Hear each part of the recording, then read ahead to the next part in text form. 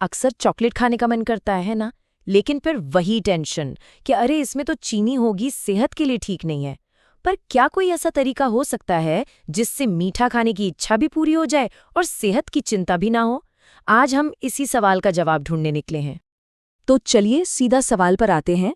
आज का हमारा मेन क्वेश्चन है, जब हम एक चॉकलेट प्रोटीन बार खाते हैं तो हमारे शरीर के अंदर असल में होता क्या है? क्या ये हमारे ब्लड शुगर को एकदम से बढ़ा देता है या फिर ये वाकई एक सेफ ऑप्शन है? आइए पता लगाते हैं। ठीक है, तो एक्सपेरिमेंट शुरू करते हैं।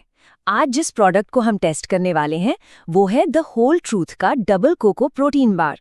ये एक ऐसा ब्रांड है जो कहता है कि वो बहुत ही साफ सुथरे इंग्रेडिएंट्स इस्तेमाल करता है। तो देखते हैं क्या ये अपने दावों पर खरा उतरता है। सबसे पहले जरा इसके नंबर्स पर एक नजर डालते हैं। ये एक 52 ग्राम का बार है जिसमें करीब 255 कैलोरीज हैं और 13 ग्राम प्रोटीन, मतलब एक छोटे मोटे स्नैक के बराबर। तो देखते हैं कि ये हमारे शरीर पर कैसा असर डालता है। तो ग्लूकोज मॉनिटर ने क्या नतीजा दिखाया? सिर्फ 6 मिलीग्राम की बढ़ोतरी। जी हाँ, बिल्कुल सही सुना, सिर्फ 6। ये तो सच में एक बहुत ही छोटा नंबर है। ये नतीजा वाकई हैरान करने वाला है। देखिए, 6 मिलीग्राम की बढ़ोतरी का मतलब है कि ब्लड शुगर का लेवल लगभग फ्लैट रहा, मतलब हिला ही नहीं। ईमानदारी से कहूं तो ये एक जबरदस्त रिजल्ट है। तो ये तो साफ हो गया कि नतीजा बहुत अच्छा है, लेकिन सवाल ये है कि ये असल में कितना अच्छा है। इसको सही से समझने के लिए चलिए इसकी तुलना कुछ और चीज़ों से करते हैं जो हम खाते रहते हैं। अब देखिए, इस स्लाइड में असली कहानी सामने आती है।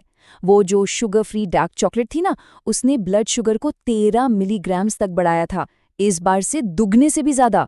और सबसे दिलचस्प बात, ये नतीजा 75 ग्राम्स काजू खाने के बहुत करीब है, जिसने ब्लड शुगर को सिर्फ 5 मिलीग्राम्स बढ़ाया था।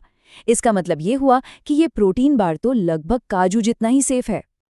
तो सवाल ये उठता है कि इस बार ने इतना अच्छा परफॉर्म किया कैसे? क्या ये कोई जादू है? नहीं, बिल्कुल नहीं। इसका सारा राज इसकी सामग्री यानी इसके इंग्रेडिएंट्स में छिपा है। चलिए अब जरा इसके इंग्रेडिएंट्स को करीब से देखते हैं। और यहीं पर सारा मामला साफ हो जाता है। जब इसकी सामग्री को देखा गया तो पता चला कि ये बार असल में 50% तो सिर्फ काजू और बादाम से बना है। अब समझ आया कि इसका असर काजू खाने जैसा क्यों था। ये तो लगभग वही चीज है। और ये चार्ट पूरी कहानी को बहुत अच्छे से समझाता है। इसमें प्रोटीन, हेल्दी फैट और फाइबर ज्यादा हैं और कार्ब्स और शुगर बहुत कम। यही वो जादुई कॉम्बिनेशन है जो ब्लड शुगर को बढ़ने से रोकता है, क्योंकि फाइबर और फैट शरीर में शुगर के घुलने की रफ्तार को धीमा कर देते हैं। तो इस पूरे एक्सपेरिमेंट से सबसे जरूरी बात क्या सीखने को मिली? सबसे बड़ा टेकअवे क्या है? ये हमें चॉकलेट खाने की क्रेविंग को पूरा करने के एक बेहतर और ज्यादा समझदारी वाले तरीके की तरफ इशारा करता है।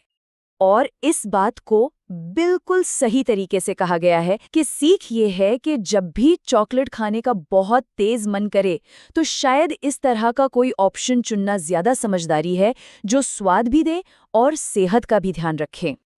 और ये पूरी पड़ताल हमें एक बड़े सवाल पर लाकर छोड़ देती है कि बाजार में ऐसे और कौन से हेल्दी कहे जाने वाले फूड्स हैं जिनकी हमें इसी तरह से बारीकी से जांच करनी चाहिए। ये हमें याद दिलाता है कि हमें हमेशा पैकेट के लेबल से आगे बढ़कर देखना चाहिए और ये समझना चाहिए कि हम अपने शरीर में क्या डाल रहे हैं। सोचने वाली बात है ना?